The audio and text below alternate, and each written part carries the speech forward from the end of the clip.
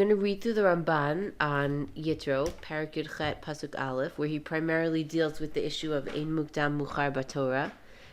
Kfar necholku Rabotenu, in Zvachim, Kuf Tet Zayin Amud Aleph, B'Parsha Azot. So our rabbis have already had a machloket about this parsha. Yesh mehem omrim ki kodem matan Torah ba Yitro keseder haparshiot, v'yesh mehem shamru she'achar matan Torah ba. Did Yitro come before or after Matan Torah? Now we know chronologically the way this is placed. Perek Yud Chet is when Yitro comes, and Perek Yud Tet is Matan Torah. So chronologically, the Yitro story is placed prior to Matan Torah. But because of the principle of Ein Mukdam Muchar B'Torah, the possibility exists that the Torah is arranged thematically and not chronologically, and perhaps the story of Yitro is written here but didn't actually occur here. Okay, the Ramban is now going to bring the proofs that were cited by Ibn Ezra about why this story must have happened later, even though later the Ramban will disagree with these proofs, but first he lays them out. This is supported from the Pasuk, Pasuk Sha'amar, Ve'avo Yitro choten Moshe banav ve'ishto el Moshe el hamidbar asher hu chonesh sham har Elokim.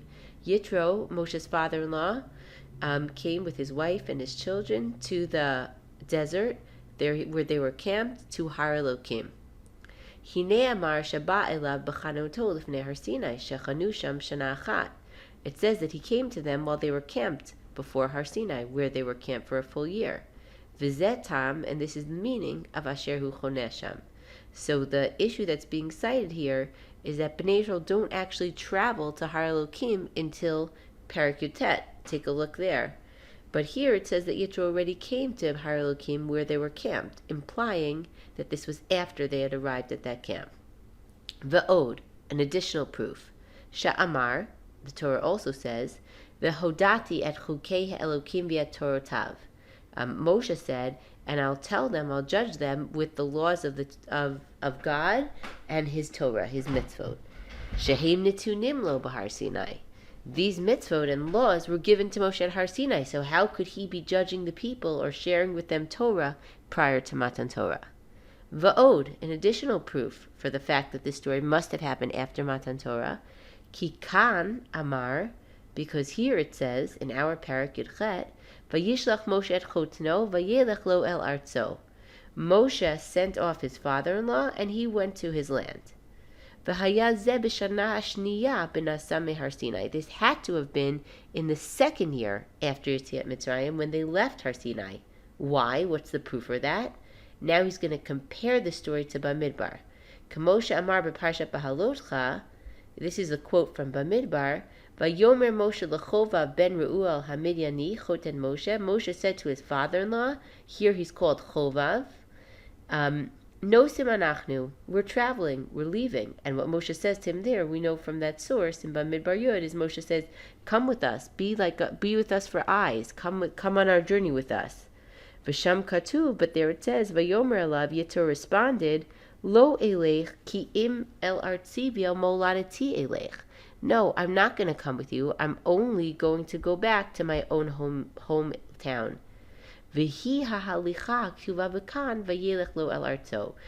is in fact the same journey that's cited here in Perek Yud Chet. At the end of Perek Yud Chet, Yitro, it says, Vayelech lo el artzo, Yitro returned to his hometown, to Midian, and that's the same citation in Bamidbar when Yitro says, Lo elech, ki imel arti vel moladati elech. Both of them where Yitro says, no, I won't join you, I'll return to Midian, is the same case. And since we have a date in Bamidbar that it happened in the end of the second year, then it must be that this also was in the second year, and obviously post Matan Torah. Va'od heviu raya, they brought one more proof, mimasha marha katuv, from what the Torah says in Devarim. Now remember, we talked about that in Devarim Aleph, one of the first things that Moshe recounts is the Yitro story, although he doesn't call it in Yitro's name. So let's see what he says. What happens in Devarim Aleph? Moshe said, Hashem Elokeinu diber leinu b'chorev, limor rav lachem shevet b'har hazeh, penu v'su'u lachem. Hashem said to us, it's enough time sitting around Har Sinai, get up and travel. Now we know that that happened in the second year. It did not happen when they reached Har Sinai. Visham, and then almost immediately following that command of Hashem to leave Har Sinai, Sham ne'amar v'omar alechem be'ed hahi. Moshe says, I said at that time, Lo uchal levadi sa'et etchem. I can't carry this nation alone. It's too heavy for me. It's too difficult for me, for one person to lead this nation. Therefore, ve'ekach et roshei shivtechem anashim chachamim. So I took the heads of each tribe, people who were smart, etc., in order to help me lead the nation. V'zo atzat Yitro. And we know that this is Yitro's advice, even though Sefer Devarim doesn't mention his name, but we know that this idea of sharing the leadership with other leaders, that was Yitro's advice. Vesham, and there, still in Devarim, right after it says that Moshe took Yitro's advice, Katuv v'nasa michorev, we traveled away from Har Elokim, ki nasu miyad. So it must be that the story of Yitro's advice came later. It couldn't have been before they arrived at Har Elokim. It had to be when they were on the way leaving, after a year of camping out there, when Hashem had already told them it's time to move on. Now, then Ramban addresses something very critical, which is that if you're going to say Ein Mukdam Muchar BaTorah, that there's no chronological order in the Torah, or something is out of place, then you're going to have to also explain why. Why would the Torah not do the logical thing, which is put things in its proper order? So he then addresses that question. Im kain nitzarech ta'am. If so, right, if all these proofs are true, then we need a reason. Lama makdim haparsha zot liktuva b'kan.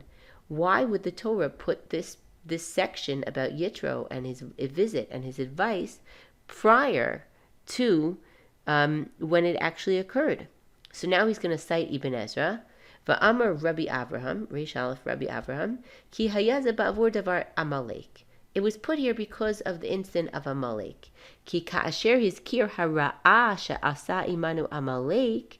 After the Torah tells us the evil that Amalek did to us, V'tziva shenigmalohu kirato, and the Torah commands us that we should respond to Amalek in kind, also respond to them in a negative way. His kir she'asalanu Yitro tova. The Torah tells us that Yitro did good for us. Lahorotenu, to teach us. Shenashlim lo gemul tov, that we respond to Yitro and his descendants in a positive way because of the good that he did to us. V'kishenavo lahachrit, and specifically, kishenavo lahachrit et Amalek k'mitzvah aleinu, shenizhar b'vnei hakeni ha'omdim imahem v'lo nosifam imam.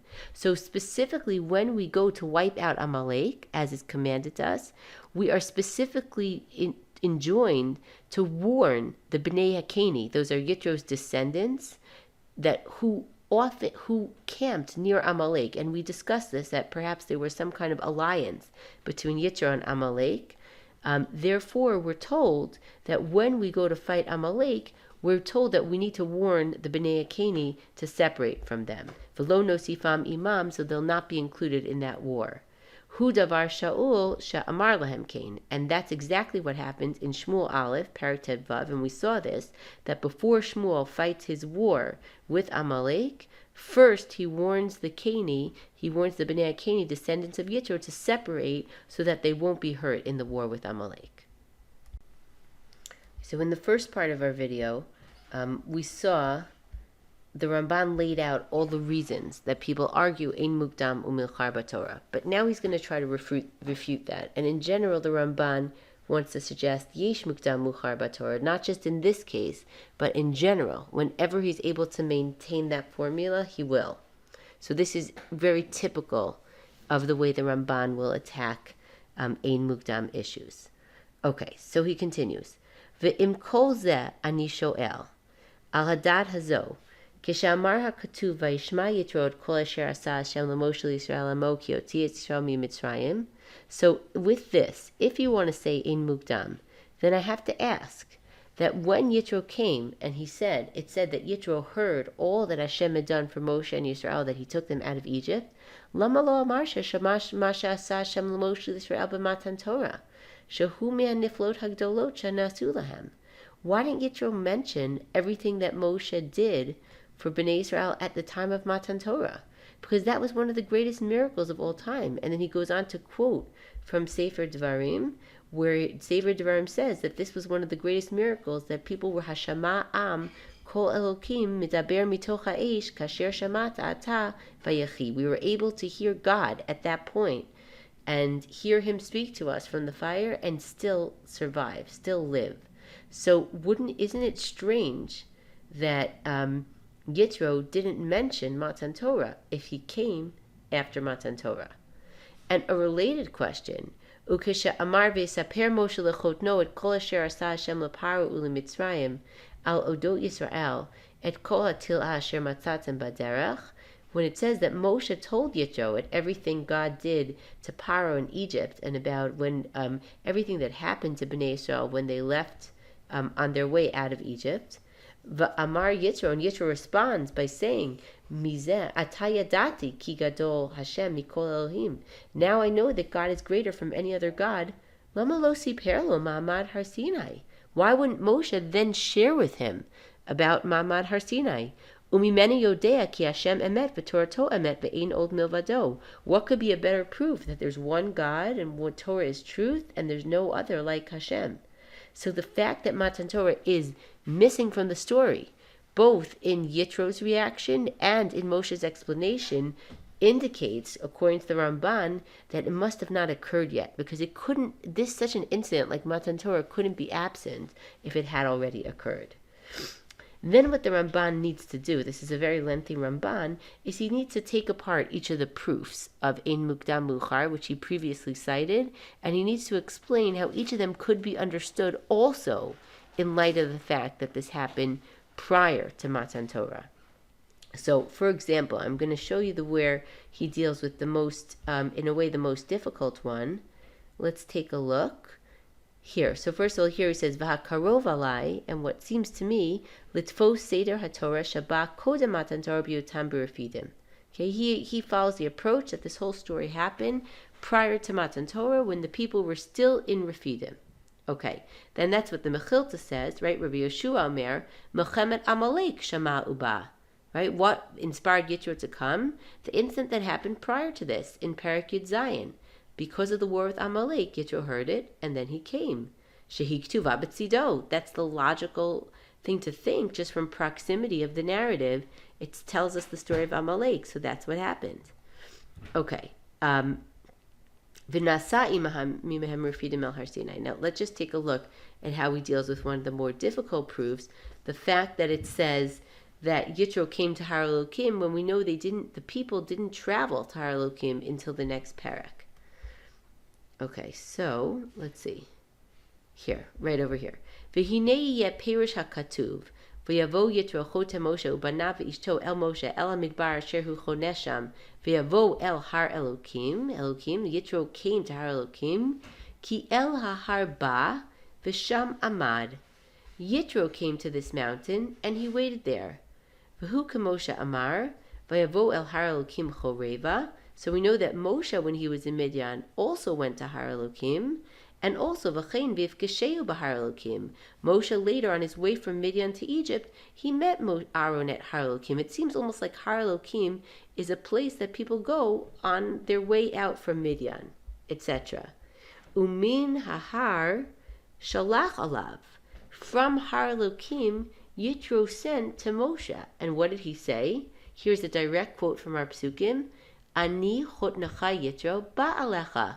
I, your father-in-law Yitro, I'm coming to you. Vayetze elav Moshe.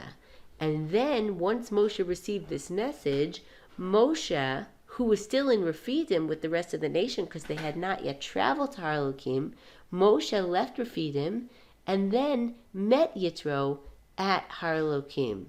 So, Yitro reads this, Ramban reads the story of Yitro arriving at Har Elokim not as proving that Yitro went to the site where all Bnei Israel were camped, because he agreed Bnei Israel did not travel to Har Elokim until the next Perek.